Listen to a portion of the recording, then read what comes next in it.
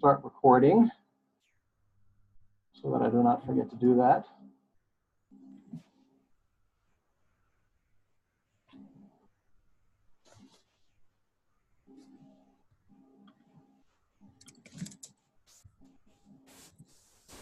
Okay, let's get going.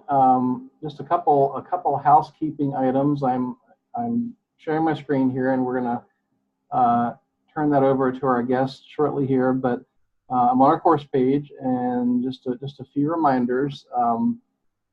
You know, we've had this class be really fairly flexible. We knew that there were some folks that had to miss certain sessions, and so just a reminder that on this page we have this reflective response form, so that if there is an occasional class meeting that you can't make, we'll continue to record each class and load those videos here on the site. And this response form is primarily for people that are taking this class for credit purposes. That just gives you an opportunity to document that you reviewed the class on video, and to put some thoughts on there about some takeaways that you might have had. Another reminder, and I'll go ahead and say this now up front, just in case we could be running close on time at the end of the afternoon here. At the top of our page here, there's also, you can see this link that says directions for accessing, completing the online SDI modules. And again, that is an activity for those folks that are doing this course for licensure credit. In order to get the number of contact hours up to the requirement, we added these online modules, which are statewide modules that are an overview of the SDI model.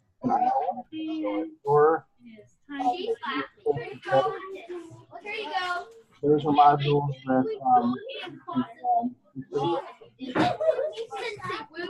I'm not done yet. A microphone.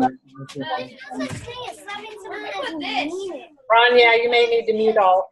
Oh, here you go. You do that. Let me try it again. Wait, where do I put this? Okay, here we go.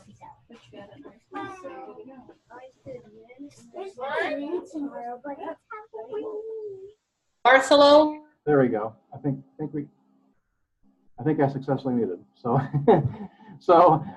those SDI modules, the link is there. It gives you the directions on how to get to those. Of course, even if you're not taking the class for credit, you're welcome to do those. And they give a nice overview of the state model that a lot of teachers are working on as they work on improving the quality of SDI in the state. And the reason I brought that up now is ideally our topic the next time we meet on November 12th is going to be looking at this kind of broad sweep of the SDI model. And so if you complete these before that, I think that'll be really beneficial. So if you're taking the course for credit and you're going to be doing those anyway, I would encourage you to do them before our next class on the 12th. And of course, that's available to anybody and everybody as well. So with that, let's jump back to October 30th. And our topics today, you can see on screen there, implementation fidelity and ENDRU implications. So kind of following up, last time we met, Angie had walked us through just an overview of this goal setting process. And so these issues of goals and collecting data and using them for instructional decision making. And we kind of did a refresher on that whole process. But as we head towards talking about the SDI model and the improvements in the way that instruction rolls out for our kids, this idea of implementation fidelity is very important.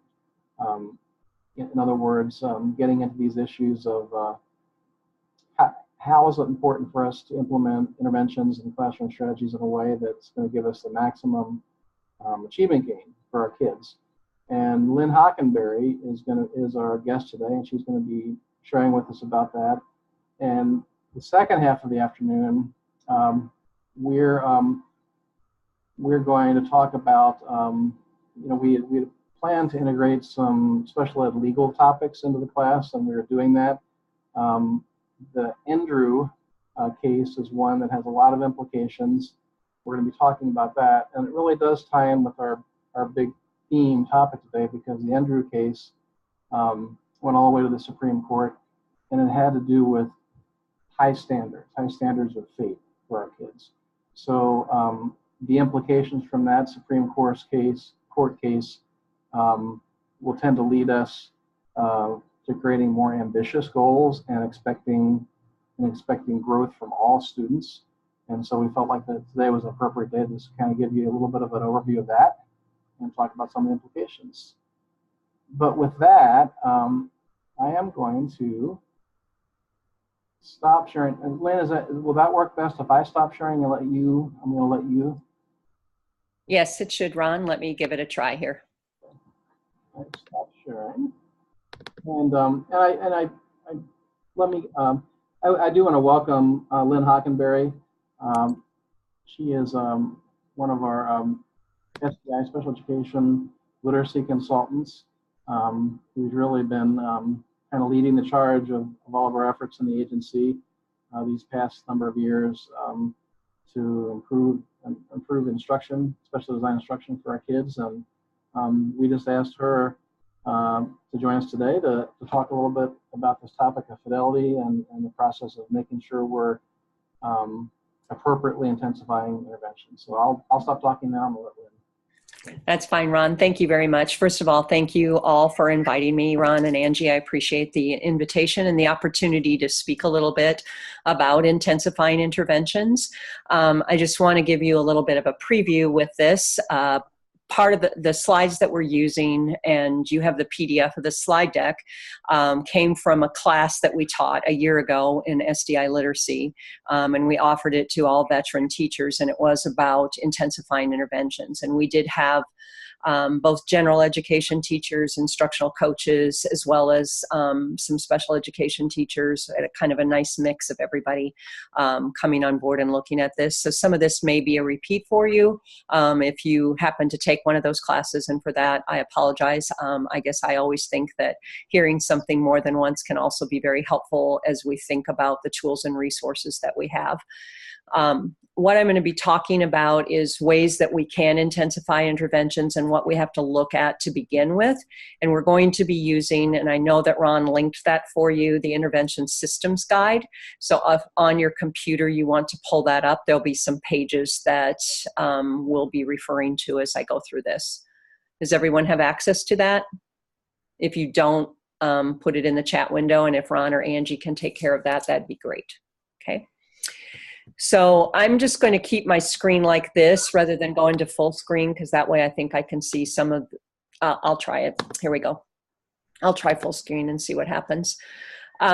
So our goals for this work really are to follow a process to determine if your student needs more intensive intervention and to determine how to intensify those interventions. We're just going to really be at the surface level today, but I think following these guiding principles and following the flow charts that we're going to look at will help you make some decisions about your own students. So we have these guiding principles that are part of the work that we do for the Intervention Systems Guide, which is for the multi-tiered system of support, so it's for all students. So one of those guiding principles is, of course, believing that all children can learn and achieve grade level standards. We want to make sure that as we're thinking about variables that affect our intervention, we're focusing on those that provide the highest amount of leverage and can make the best changes possible. We're always looking at data to make those data-informed decisions. We want to make sure that we use the assessments that we have efficiently and that we implement those assessments in the correct way. And then we want to make sure we're prioritizing and using evidence-based practices and fidelity checklists with that. So that evidence-based practices is a big thing. We want to make sure that the practices that we're using match the needs of our students and that they do have a strong evidence base behind them. And then we have to also, of course, recognize that interventions extend beyond the learner's skill gaps. We have to look at the setting, the curriculum, and the instruction, and all three of those things matter. Okay, so I'm going to stop right now and ask if there are any questions about those guiding principles or any concerns that you have.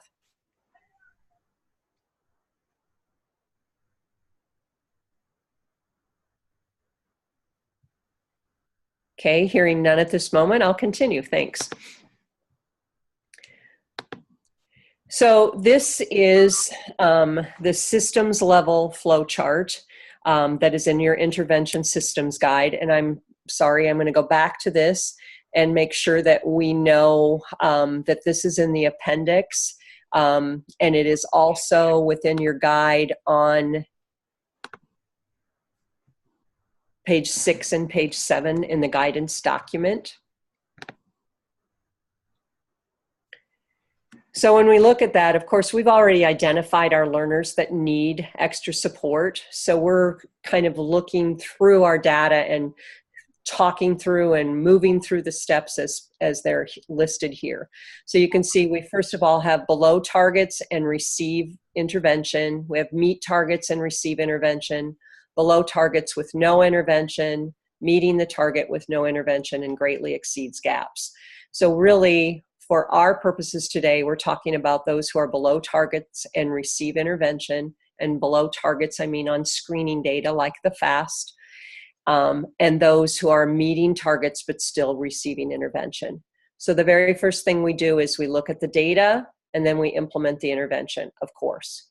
That's the first half of this chart, and we want to make sure that we're thinking about and assigning interventions appropriately. Is there a question?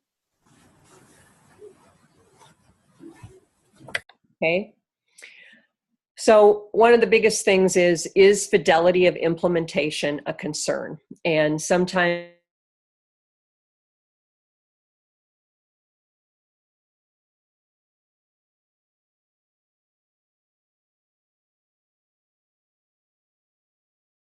Lynn, you muted yourself.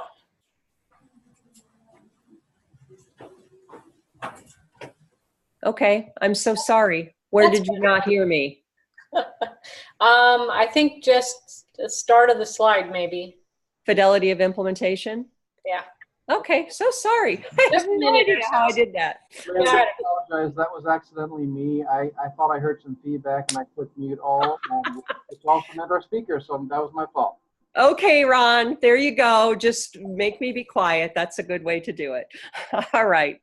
Okay, so when we're thinking about fidelity of implementation, I'll start from there, okay? We always want to think about, first of all, that there are no perfect interventions. We really have to match the intervention to the needs of our students. What we know from research is that among those identified as being struggling readers, evidence-based interventions are effective with approximately 65% of those learners, and that's from a study done by Foreman, Breyer, and Fletcher in 2003. But that being said, what we have to think about is before we throw out, as I always say, the baby with the bathwater, that may not be appropriate, but when, you know, we don't want to just throw things away. We want to make sure that we have everything in place as we're looking at the data. So we want to start by reviewing implementation fidelity and identify any components that are in the intervention that have not been implemented as they were intended to be implemented. So I'm clicking on Appendix 3 right here, which is intervention critical components. So if you are using a purchased intervention with your students, this is a good thing to do. You can look within the teacher's manual, within the front of the guide, or wherever it has, this is what should be happening, this is the when and where. And what we have people do then is take this appendix and look at how often is the intervention taking place? How often is it supposed to take place, first of all? Most interventions are designed around 5 days a week, not 4, but 5 days a week, and they're designed for a specific number of minutes each day.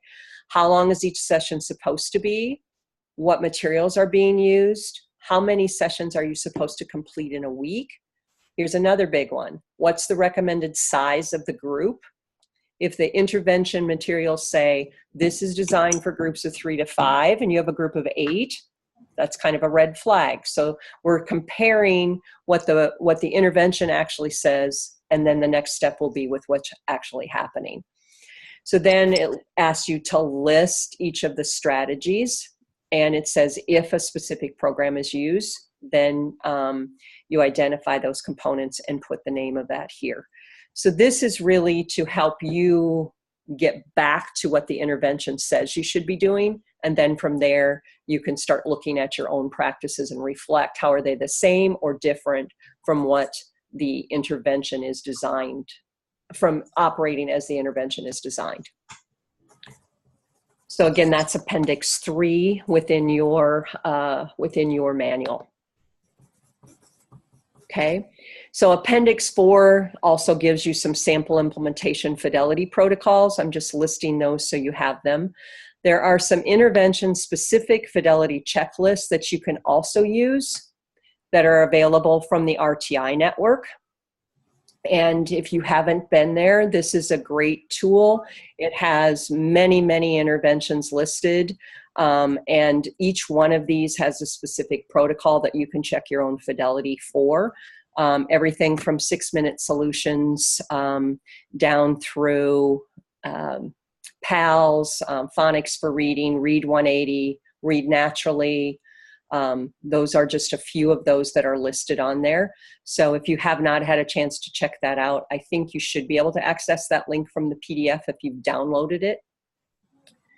And another one you can pay attention to is the delivery of instruction.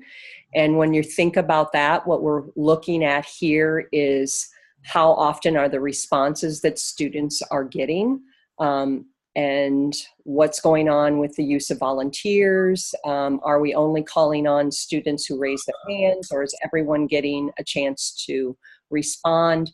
We're looking at equity of individual turns. How is the error correction provided, and what's the feedback that's being provided? So these are also good tools. This is also a good tool to use to think about what's happening in the observation. Or you can ask someone to observe you and see how many responses is the child actually getting in a lesson. Okay, and then our next slide really talks about, so we were thinking about that implementation fidelity and how it's important. So once we've implemented the intervention, this is back on the systems guide, we're looking at if there's low progress and low fidelity, we need to think about whether or not we're implementing that intervention as designed. So that's the first thing. If we haven't been implementing it as designed, then we go back and guess what? We implement the intervention. If there's low progress for the student, but you know that you are following every step, you're doing it, if it says 5 days a week for 60 minutes a day, you're doing that and you're still not seeing that kind of progress, you answer the question, has the intervention previously been intensified? And by that, we mean, has there been additional scaffolding? Have we reduced some class sizes? Have we done anything like that? If the answer is yes, we have previously identified, then we want to really dig in and do some determine their skill deficits and use some really specific screening tools, like a phonological awareness screening test or a decoding survey to help you determine whether or not those skill deficits are there. From those, then you make additional instructional changes. If it hasn't been previously intensified, you think about what are the ways that you can intensify it by changing the setting, by making sure that you're following all the procedures, by adding some multisensory pieces. You start and you make some initial changes to that intervention. Then, of course, we have the bottom ones where we're celebrating. There's high progress. If there's high progress and low fidelity, you know, that's not perfect, but if the goal has been met, we can still consider ending the intervention. But if there's high progress and low fidelity, it flips us back to making sure that we are implementing it. Even if the goal has not been met, we're implementing it as intended as well. So this is just following that flow chart to think about all the pieces to consider within an intervention. And let me get out of there.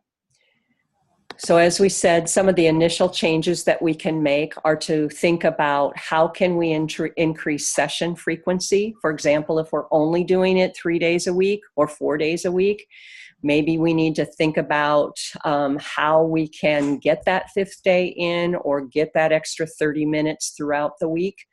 We can think about how we can increase the duration of the session. And this one is harder to do, but sometimes just being able to decrease the group size so that you have, the child has more opportunities to respond will make a huge difference in the fidelity of implementation and in the child's progress.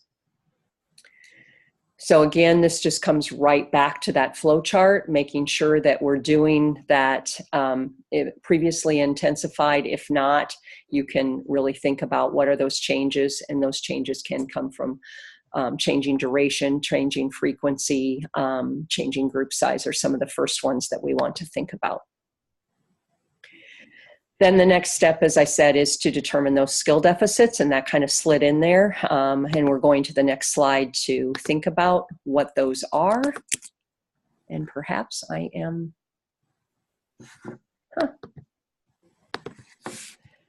Okay, hang on just a second. Had a little technical difficulty.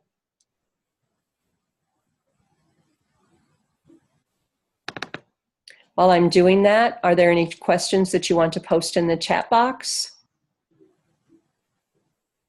Or ask me? Here's a good time. You can unmute yourself. Surprise.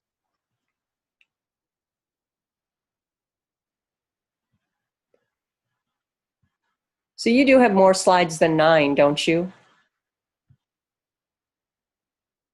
I was having difficulty yesterday with my Google, and apparently something happened there. Hold on, I'm going to stop sharing.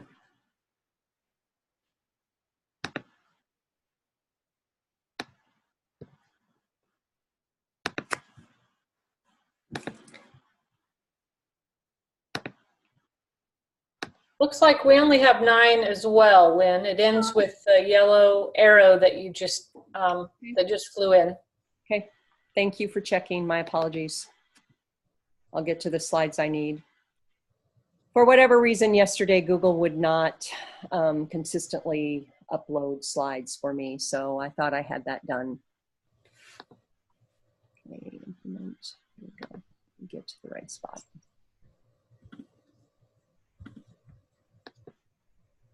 Okay.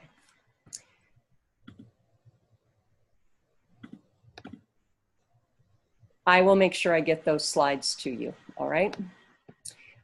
So from there, once you have taken a look at all of those things and you're wondering how to intensify, if you really have dug in and you're providing, and you've done some additional screening tools, we start to look at the individual profile for students.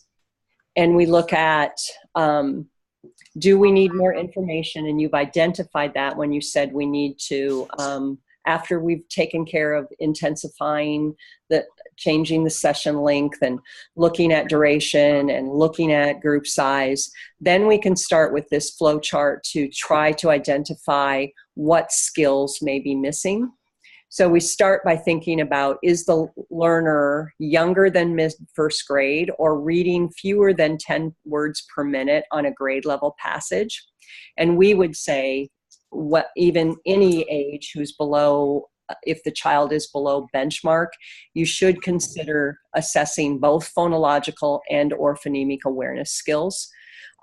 We know that 80% of students with reading difficulties have deficits in phonological processing, and so therefore we want to start with where we know the biggest priority might be, and we want to assess those needs. If we've identified that and pinpointed those, then we will go into making sure that the intervention then starts to really drill down and focus on those missing phonemic awareness and phonics skills. For phonemic awareness, we would use some things like the PAST and the PRESS, or even 2 peas in a pod to dig deeper into that. If we are following that flow chart, then if the student is less than 95% accurate and below the fluency benchmark, we start to think about how we can get them to apply those fluency skills.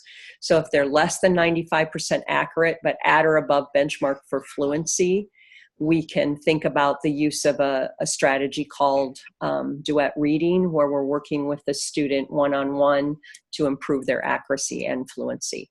If they're below 95% accuracy and below benchmark for fluency, they're 95% accurate, excuse me, but they're below benchmark for fluency, then we can really start working on some repeated reading. And there's a caveat here that says between the first and second passage reading, we should see a 35% increase in words read. And then, of course, we're pinpointing those decoding skills, because what we want to do is build those skills to automaticity, because we know that students who are not automatic on sounds or on blending or on those basic word skills are going to have a really hard time becoming automatic with higher level multisyllabic word reading. And then here are some other tools that we use for those decoding surveys. And then finally, there is, of course, more to consider. We want to make sure that everything is built to automaticity. And then once it is, we want to be thinking about what are the vocabulary and comprehension skills. And for most students who are struggling, we might need really, especially if they're struggling with language comprehension and vocabulary, we will need to build in some additional explicit instruction in those areas. Generally, we look at that after we have solved the decoding issue, because as we know, there is no comprehension strategy powerful enough to make up for the fact that the student can't read the word. So we use that flow chart to begin to think about all the ways that we can intensify instruction and intervention to help our struggling learners. So really, I will add those slides, and again, I apologize that those weren't added. Really, that is the process that we take everyone through, and the good news is that through the MTSS system, we're starting to use this same process in general ed interventions, which means that you have an opportunity to intensify an intervention and see what's worked and hasn't worked for Tier 2 before students get to are even identified for special education. So that's just a brief and simple overview of following those flowcharts. As I said, we spend 2 days doing this, so it's a really quick overview.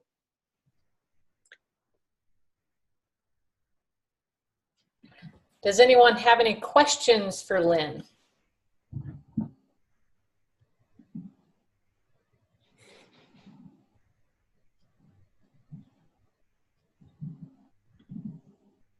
Oh, something came in on the chat. Yeah. So thank you. You're welcome. I know that that's a lot in a short amount of time, and I do apologize for that. I would really encourage you to look at that intervention systems guide and to look at it with others in your building. Some of your gen ed teachers may have already been through that, and really take a look at those flow charts. And I see there was a question. Oh, you did find the checklist in the delivery of instruction, so that's good. I will, I promise, fix that slide deck for you and get that to you before the end of your class today.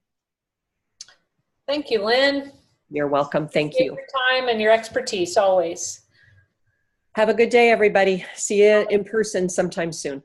Thank All you. right. I'm going to leave the meeting if there's no other questions for me at this point. All right. Thanks. Thanks. Thank you. And I will, I'm just looking on screen here, or I'm sorry, I'm sharing the screen here. This, the intervention system guide that Lynn was talking about, that is linked there. And this document is a PDF of the slides. Lynn is going to get a corrected one to me, and I'll be sure to upload that. But I just wanted to point out that within that, these links will work. So for example, when you get the corrected PDF, it'll have more of the slides, but those links will work as far as getting you to those tools that Lynn showed you. So those will be available for you as well. Hey, Ron, could I share for just a second? Please. Oh, share screen, yes. Yeah, sorry. Yes, you know. One of the things that I have available, and if you're interested, I can share it with you. But several years ago, we did a training with STAT teams across the agency, and one of the, a couple of ways to look at treatment fidelity or intervention fidelity is to look at all the moves that you have available in any given intervention. And so in this particular one that I hope that you're seeing on my screen, shows a phonological awareness training for reading. And it shows that there's 9 different components that the teacher needs to engage in. And what they've done is they've got all the components listed, they've got each day of the week listed, and then the teacher can simply mark, yes, those things are present. So you're able to get a daily integrity by totaling the bottom. For example, Monday, 8 out of 9, Tuesday, 8 out of 9, Wednesday, 9 out of 9, and so forth. Friday was 100%, 9 out of 9. So you can tell each day what the percentage of integrity is, and then you can tell for each component. So over on the far right, you can see component 1 explained each activity correctly and clearly was only at 80%. Number 9, maintained appropriate quick pacing throughout the lesson. That was at 60%. So you're able to calculate an overall, you're able to calculate the component integrity, the daily integrity, and the overall integrity. And another way to look at what she talked about with, high implementation and high progress is this nice little rubric here, this little chart. So implementing very high, students making high progress, great, you're on the right path. High implementation but low progress, probably that phase change that she talked about. Low implementation but high progress, well, what you're doing is probably meeting the student's needs, even if you were not, implementing each component with the integrity that was called for. And low implementation, low progress, you can't determine the needs or that the intervention wasn't effective because the implementation level is not there. So those are a couple of additional ways to think about treatment fidelity. I kind of like this little graphic here. To me, it's more readable than what she was showing you, but it's the same thing. Excuse me. That's all I wanted to share. Thanks, Angie. Okay. We're going to spend a little bit of time. I'm going to talk to you a little bit about, give you an overview of the Andrew F. case, and we're going to talk about some of the implications.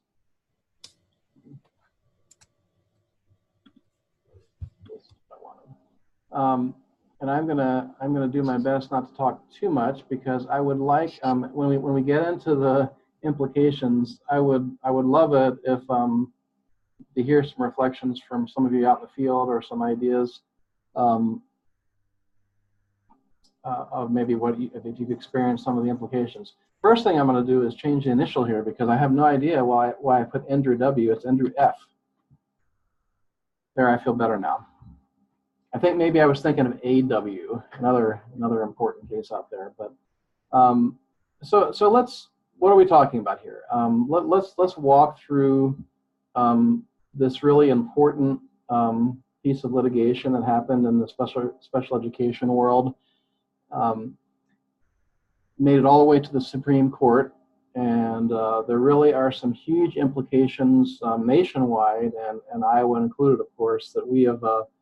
And the big theme here is, tying into, to what extent should all kids make growth, and to what extent should all kids have ambitious goals, and when, if at all, can we be satisfied for kids staying the same and not making growth in their goals? So that's kind of the big picture question. What is the test for telling if our students with disabilities are making or gaining educational benefit from their special education services and making progress towards their the goals in their IEP? So let's talk about Andrew F. Ron, excuse me for interrupting. This is Lynn. I just wanted you to know I put it in the chat window, the link to the new slides. So if people want to click on that. That's great. Thanks, Lynn. And I'm sorry to interrupt you. I just wanted to get it done quickly. No, not a problem. I appreciate that. So everybody will have that now, and I'll be sure to link that onto our page, so it'll be there as well. So okay, there it is again, in case you didn't get it. All right, now I'll leave you alone. Bye-bye. Thanks again, Lynn. Okay, so here's what happened. Give you the very, very brief version, but this was a student with autism, and the situation, this is in Douglas County Schools in Colorado, and this boy with autism had a profile of making very little progress on his IEP goals over the years. And so when parents kind of, portrayed that they believed the student was stalled and that he was entitled to more educational benefit under IDEA and equal opportunity to achieve. And so when the IEP team put forth his fifth grade, what was going to be the draft, presumably, of his fifth grade IEP, the parents noticed that, gee, it really resembled past IEPs. So you can kind of get this picture of a parent seeing and perceiving that, well, last year in fourth grade, it looks like my son did not make much progress, and now I'm looking at the draft of the fifth grade IEP, and gee, it looks very similar. Okay, so the parents believed that was inadequate, that their child had, a right to make more rigorous progress, and so they removed Andrew and the child from school and placed him in a private school. And again, we're skipping a lot of details here, but long story short, he made significant progress when placed in this specialized private school. So with that, the parents filed a complaint. So an IDEA complaint with the Colorado Department of Education, and what they were seeking was reimbursement for private school tuition. So they'd removed their child because they believed that he was not getting FAPE, and when he made this progress, they filed a complaint against the district saying that they should be entitled to reimbursement for tuition because he had not been receiving FAPE in a public school. And initially, that request from the parents was denied. Initially, the court said that, no, we think he did get FAPE. But this made its way all the way towards the Supreme Court decision, and that's what I wanted to kind of briefly talk to you about to get the perspective of where this all came from. So at the top of the slide, you can see I've said the Rowley standard. Probably many of us, maybe not all of you, have heard of this Rowley standard, but Amy Rowley was a student with hearing impairments who was involved in this really landmark litigation a while back, 1982 actually. Had the opportunity to hear Amy Rowley speak, I guess it was 3 or 4 years ago at the Tri-State Law Conference. Really, really interesting to hear her. But the brief story of Amy Rowley is, so she was a student in kindergarten with hearing loss. She really had pretty minimal residual hearing. She was an excellent lip reader. So she started in kindergarten. The school did provide a variety of services, including an FM transmitter, and they put a teletype machine in the principal's office to facilitate communication with the parents who were also deaf. They were deaf. But Amy made it successfully through her kindergarten year, and this was in a general education setting. So when her first grade IEP was presented, the rallies, the parents agreed with a lot of the IEP, but they were insisting that Amy should be provided with a sign language interpreter in all of her academic classes. So they were requesting an interpreter. Well, the school did kind of a trial period with an interpreter. There's a lot more details embedded there, but what was determined was that Amy was a good student. She was achieving educationally, academically, and socially really well without an interpreter. So bottom line, the IEP team determined that she did not need that service. Okay, and so that led to this Rowley standard. You'll see courts that are litigating special education for years. They would apply the Rowley standard, meaning that if you're making adequate progress, perhaps being able to pass from grade to grade adequately, you probably are getting FAPE. She was a student getting good grades. She was doing all right, and so that kind of became the standard. So sometimes parents would say, "But I think my child needs this or this," and sometimes the courts were applying the Rowley standard and saying, "Well, if they're doing okay, the grades are okay, and they're progressing, your child is probably getting a free appropriate public education." Now, this language wasn't in the litigation, but some of you have heard this term, Chevy versus Cadillac. Have you heard that discussion before in special education worlds? This idea that some kind of associated with this standard, this idea that, well, if a child can get along with the Chevy and make some progress, then they probably don't need the Cadillac.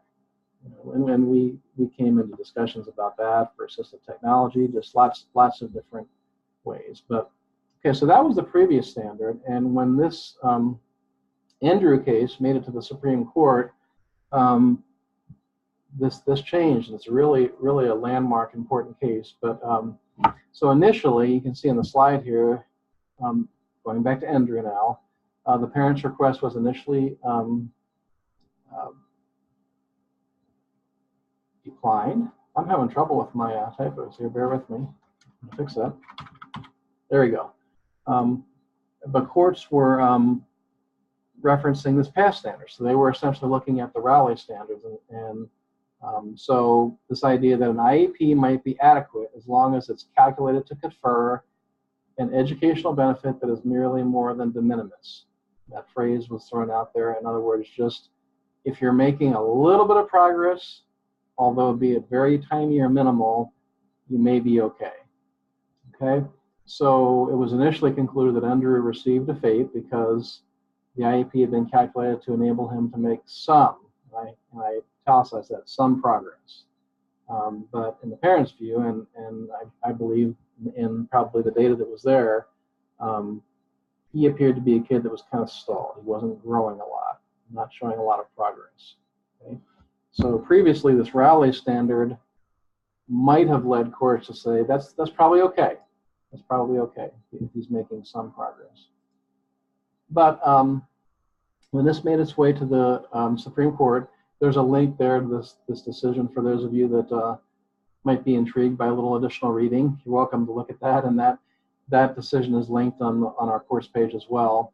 But Chief Justice John Roberts wrote for a unanimous court and rejected the district's de minimis standard. Okay, and there's some really kind of classic quotes in this decision that really were pretty historical. But he wrote that IDEA aims for grade level advancements for children with disabilities who can be educated in the regular classroom.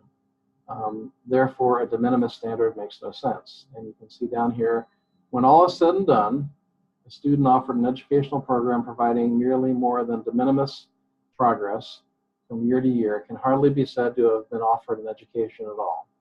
for children with disabilities receiving instruction that aims so low would be tantamount to sitting idly, awaiting the time when they were old enough to drop out. So pretty harsh, I guess, language there, rejecting this de minimis and moving things in the direction of, no, we expect all students to show more rigorous progress. So it was this idea that really a new standard. So you will be seeing, and we have seen that. In fact, I know Angie would attest to this. I think both of us have been involved with some families over the last year or so, where if you have a parent concern that involves a lawyer, or a mediation or something like that, we've seen in writing, lawyers that are working with families citing ENDRU. I mean, they will say ENDRU says this, whereas it used to be more the Rowley standard. So there's this idea that IDA demands an educational program, and the language here, reasonably calculated to enable a child to make progress appropriate in light of the child's circumstances. And so this also applies to kids like Drew. Drew sounds like was his nickname, who aren't integrated in the gen ed classroom. So interestingly, this in the Andrew case, this was a child that we would see as having a more significant disability versus Amy Rowley, who was being super successful in the gen ed classroom with some supports. Andrew, a student with autism and some more involved disabilities. So he was not completely integrated in the gen ed classroom, but you can see this kind of final quote that I put there that came from the Roberts decision. If that is not a reasonable prospect for a child, meaning, being fully integrated into the gen ed system, his IEP need not aim for grade level advancement, but his educational program must be appropriately ambitious in light of his circumstances, just as advancement from grade to grade is appropriately ambitious for most children in the regular classroom. Goals may differ, but every child should have the chance to meet challenging objectives.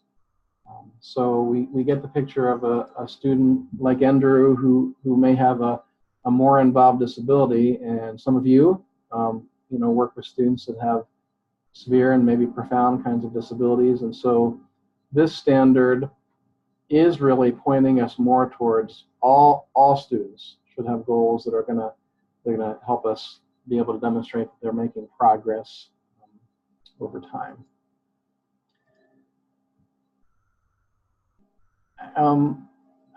Let me put something else up here, and then hopefully we'll have some points of discussion here. But on our course page here, I put a variety of links where you could read more about this. But this talking points for parents by Understood, I'm going to go there right now, and I thought this group Understood, which is really a parent advocacy group, a year ago, immediately put out materials for parents saying, hey, you can be advocates for your kids, and here's what you need to know about ENDRU.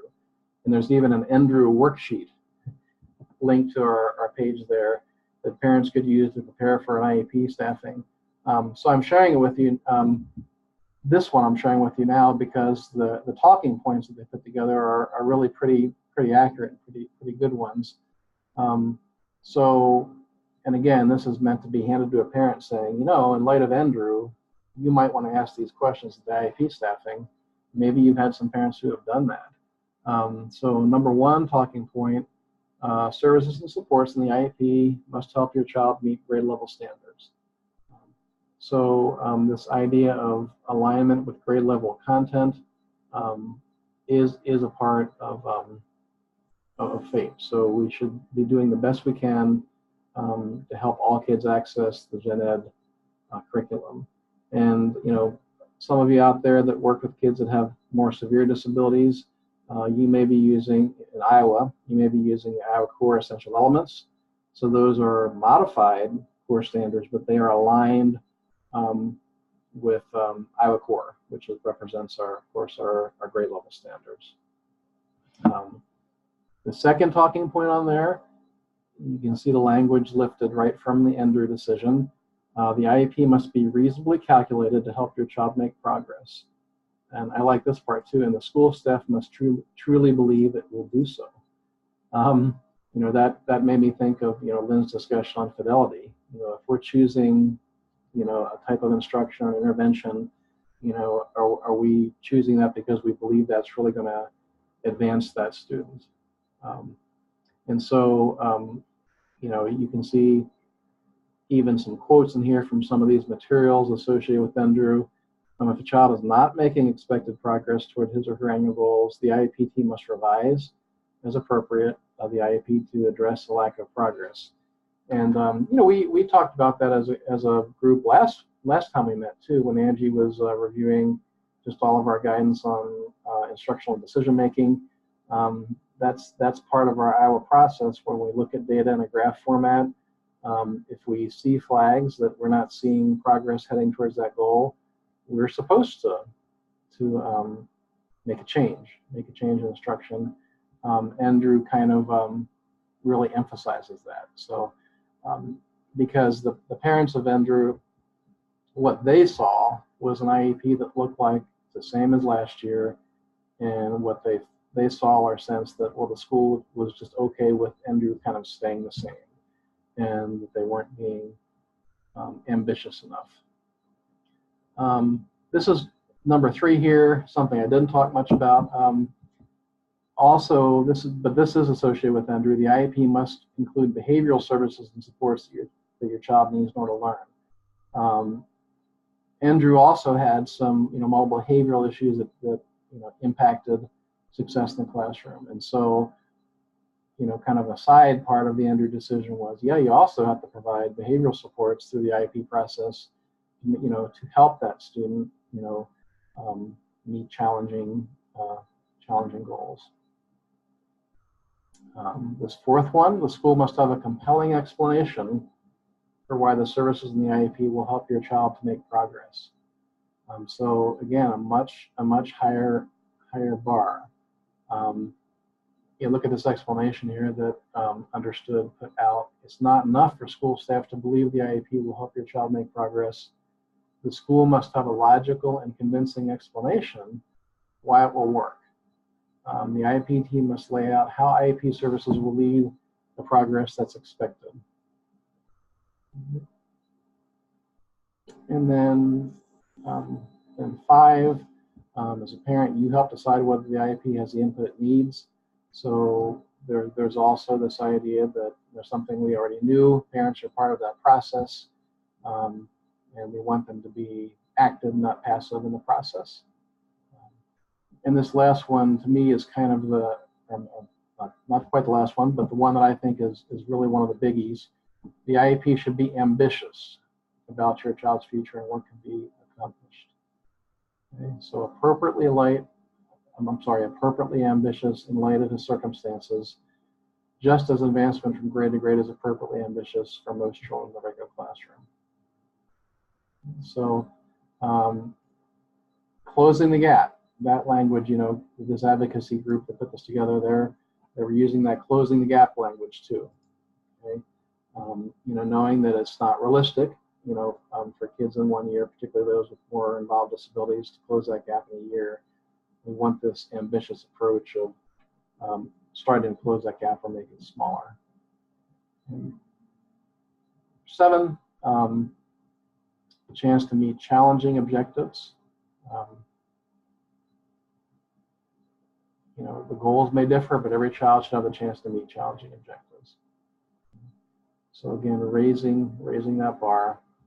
And number 8, it's not enough for the school to simply go through the motions and check boxes on the IEP. Again, I want you to kind of get that picture of Andrew where the parents' perception was, you know, these are my words, not the court's, but, you know, here's this IEP. Gee, it looks almost the same as it did last year. They just kind of got that paperwork done, and I don't see anything that's really going to help my son improve or grow, and that's what we're looking for. So going beyond that is really important. So I'm going to stop. I'm going to stop talking, believe it or not. And just given that, I'd be just would anybody like to share? I mean, just have you had with this big idea of looking at the issue of has this child shown adequate progress, adequate growth? Have you had any situations where maybe families have challenged that, or times where you've struggled to look at how can I change things? How can I change instruction or interventions to maybe reach that students that might be really hard to reach? Just any stories from the field of things that may align with this whole topic.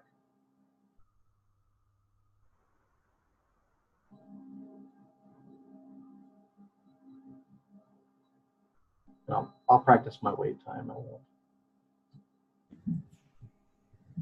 Always such a quiet group.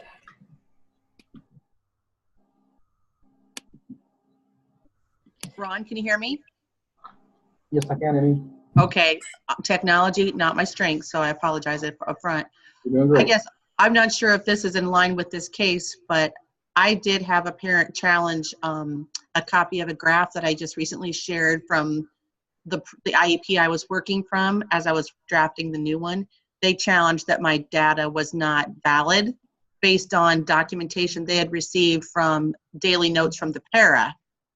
And it was, to say the least, a very awkward meeting.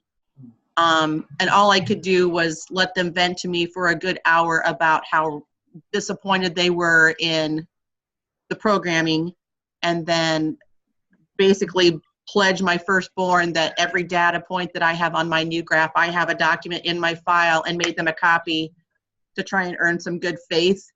I don't know, I'm still trying to work my way back to earn some trust with this parent, but I guess my takeaway from that was any data that I have in my working data or my clipboard or whatever us old timers do to collect data, it could be called upon at any time to proof. And it really, if I didn't already know that, boy, it certainly drove that point home with me, because it was a different staff that handed this paperwork to me. And I felt sorry for the parents because I'm new to them, and trying to prove to them that I have what I'm telling you is the truth.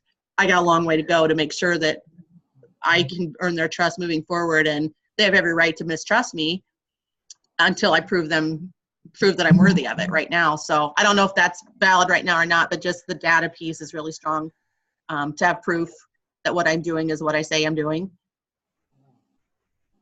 Thanks, Amy. And so that was kind of, so they were, was it their view that their child was making more progress than what they saw, or less, or was it? Less. Yes, okay. The graph looked really, really good, to the point where I was trying to encourage the team to consider decreasing para support, and they're fighting me tooth and nail. I'm hoping that at the conferences that we're having this week, that I now have data to say, with a leap of faith, can we have that discussion? And it's going to be baby steps. It's not at all what I had in my head that I wanted to approach, but they're not ready to receive that message from me yet until I've earned a little more trust. The data supports the decision, but I have to prove a little more. They have to trust me a little bit more, I think, at this point. Thanks for sharing that. Data is just so crucial. And yeah, I don't remember everything that I shared so far in the class, but I've had a couple situations where it's come back to bite us in the hiney. I had one situation where a parent of the president of the school board contacted me and said, this is what happened. And what had happened, she had met with the teacher the day before, and the teacher was able to share 3 progress monitoring probes for about a year's time. One had the student's name on it and a date. One of them didn't have a name on it, and I can't remember the other one. And so, the parent was validly concerned about the lack of data, the student not making progress. And lo and behold, the next day, every week in the table in the IEP system, there was a date and a data point. So we went from one day where there was 3 pieces of data that the teacher could produce, 3 protocols, if you will, to the next day when every single date was in there with data. And then the teacher was, or the parent was saying, well, my son wasn't at school this day and there was no school this day. And that absolutely, trust is out the window. And then I had another situation where I had concerns about progress monitoring being collected, and the SPED coordinator and I walked into this teacher's classroom and said, you put this data point on this student's chart, last week, we'd like to see, where you got that.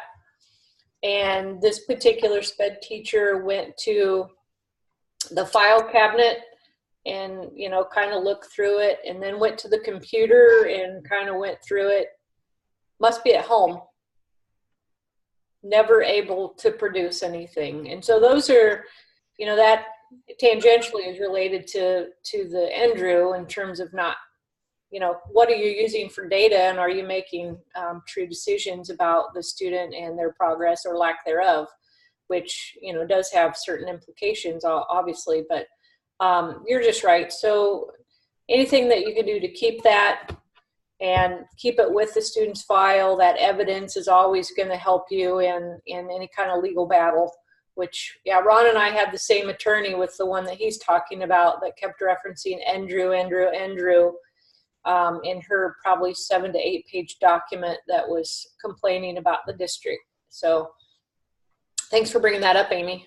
Well, and I think too, the piece about empowering parent with the advocacy information, this particular parent is a very strongly advocated for parent in our community. She belongs to an autism support group. She knows all the right people, so to speak, and absolutely knows her rights. Mm-hmm. And I think knowing that in advance, I went in knowing I could have a difficult discussion. I was nowhere near prepared for the animosity that I was on the receiving end of, not really for my purposes, but I guess it just, you always have those certain parents that know their stuff and know their rights, and then you have the others that just put their whole faith at you and say, help me make decisions for my child. Right. So if anything, it sharpened me up that hopefully I was already, but boy, just every parent is, somebody's parent, and we have to advocate for them if they're not going to advocate for themselves. So I really appreciate knowing we have another form that we can help empower some of those parents that don't have that on their own. Ron, we have a question in the chat box. I teach 6th grade. How long should we keep the actual probes, et cetera, until they graduate? And I know Ron has worked with the department on that question and probably has a really good answer for you. I might. No, that question comes up a lot. And the bottom line, the best answer I've been able to give people is we know that anything that falls under the educational record, which is pretty basically defined as, if the student is identified, so if you have a piece of paper that says John Doe on the top and it's a progress monitoring record, we are supposed, technically, keep those things on file until 5 years beyond exit, as we do other paperwork, is what's supposed to happen. There's also, like in our various rules and regulations, that phrase or when no longer needed is thrown in there. But even though when I've posed that question to different people, at state level and so forth, we sometimes get ambiguous answers, but it seems like the safest answer is maintaining that along with your other must-keeps, technically, for 5 years after a student is finished in special education. And I know that gets, even more complicated now with, some things are living on a computer, some things living on paper, and so forth. But that's the best answer I could give. That the safest route is to do that. Can you hear me, Ron? Yes. So this is just something I've started doing better in the last couple years. I was always really good about keeping the actual probes and those type of records, but wasn't very good about getting proof of accommodations for specific students. So let's say I modified a test And I would keep copies of the ways I modified the test, a couple different versions of it, but it wasn't specifically that student's test and how they did on that test. So the last couple of years, I've done a better job of getting copies from the teacher or whatever and putting it in the actual student's file, so that if anyone ever asked me, well, can you prove you modified Jane's math test on fractions? I could go, yeah, here it is. Thank you. That goes above and beyond, but a great practice. You could probably save some of those and send some of them home. I think if you have some evidence that you've done, I don't know that anyone would ever ask you to prove up on every instance, but certainly if you're able to show some evidence and can speak intelligently about what you've done, we have, it becomes problematic when you say you're doing something and people start to ask you questions and you can't really articulate that, or the gen ed teacher doesn't back that up, substantiate that. So I think that's a great practice. I don't know that you'd have to keep everything, but certainly a sample of what you've done would be very appropriate. Thank you. Any other questions for us or for each other? Here we go. I just, please, if there's other questions, we'd like to hear them. But I was thinking about this today. Thinking about Andrew and this idea of ambitious progress. Just a couple goals that I wanted to put up here, and just kind of maybe have you think a little bit about how a parent might perceive one like this. So here's one goal, okay? And you can see that it's a math goal. The student will state the next dollar value and show that amount of money with 80% accuracy over 3 consecutive days. Okay.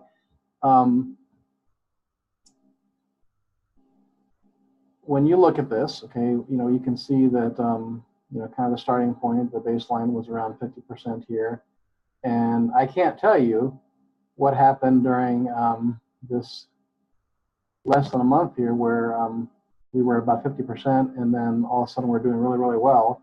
That I can't tell you, but I guess the main thing I noticed on a graph like this is what do you see here? The goal was to get to 80%, and for an entire year, the graph shows that was met almost immediately, and we just kind of continue to kind of top off here, with some variation for the rest of the year. But I thought about, something like this. This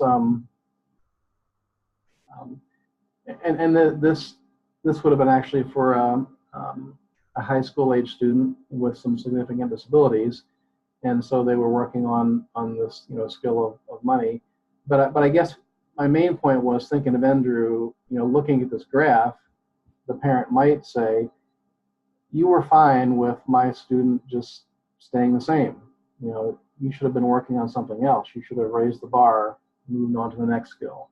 Just because it kind of topped off here. And so, aside from Andrew, this is a goal that should have been amended. Let's change the goal, that type of thing. But I just thought this was an example of how, using Andrew language, a parent might think you're okay with my child just idly sitting by, when I'd like them to be challenged and move on, even if they are a student that's not going to be grade level. And just one more here in the reading area. Another one to look at.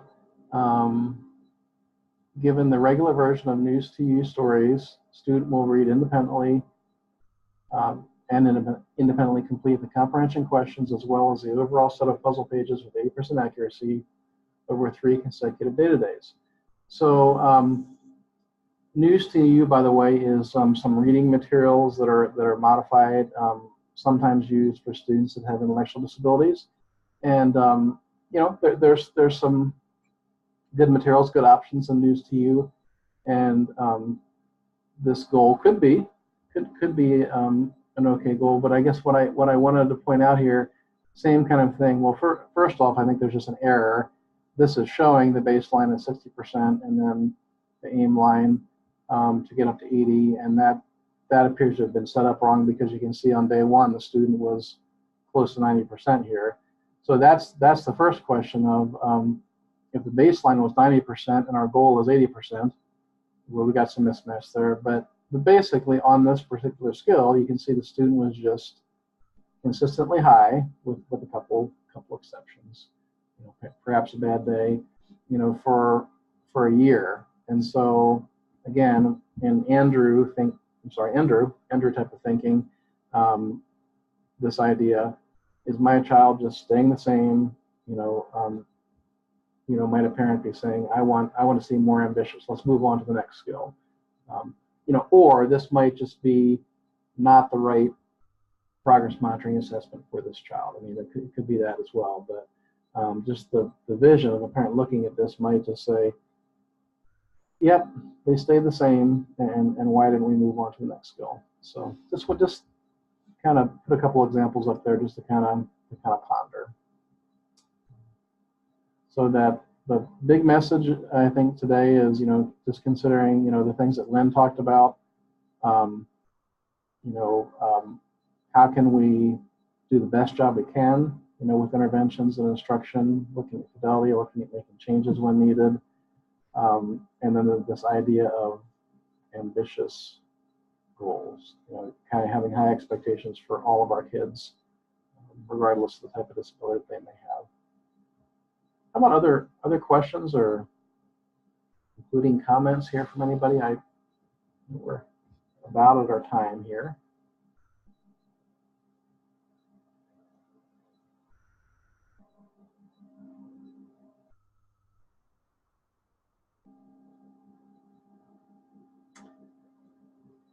If not, just again, a reminder here, the next time we meet is November 12th. We had a few extra classes kind of in the fall here when we were looking at our number for credit. When we start meeting in November, we'll be pretty much at once a month, as between now and April. But next time we meet is November 12th, and our big topic is the SDI framework. And so that most of you know that that's just really a huge initiative around the state, and people, including folks like Lynn Hockenberry, are very heavily involved in helping teachers apply, a model to special design instruction to get at some of these things we've been talking about. Just ensuring that kids are making growth. If they're not making growth, let's change something. Let's look at the fidelity of the intervention. So we want to spend some time looking at that framework. A reminder that if you're taking the class for credit, you'll need to finish those four SDI online modules. We kind of estimate that probably takes you about 4 hours to do the 4 small modules. Would encourage you to do that before the 12th. The world won't end if you don't, but it would probably be more logical for you to have gone through those before that class on the 12th, because and we'll have more time for discussion on that same topic. All right. Angie, anything else for the good of the cause that you can think of before we close out? No, just a reminder that the link to the online modules are up towards the top of the document. The directions for accessing and so forth. There's an overview, and then there's one on diagnose, one on design, and one on deliver. So I think you'll appreciate those. I've watched a couple of them. I'll be watching the other 2 here in the next week or so. But yeah, it's Green Hills AEA is a usability site for this kind of SDI framework, if you will. And so we're trying to figure out what we need all staff to know about the SDI framework as well. So we're working on that internally, just like you will be. Thanks, Angie. And again, the directions are here on this course page. And this is the same system. It's AEA Learning Online. Same place where you go for other courses, such as even the child abuse class, the mandatory reporters class that you take. It's a place where these kind of self-paced courses live, and the SCI modules are right there. So if most of you already have an account set up for doing those kinds of things, and if you don't, it's pretty easy to set one up as a a district employee. Here you can see there's a visual here that talks about how to register if you don't have an account already. So, all right, very good. We're a little bit past our time here, so I want to honor your time, and we'll go ahead and close. And thanks everybody for being here today. Thank you.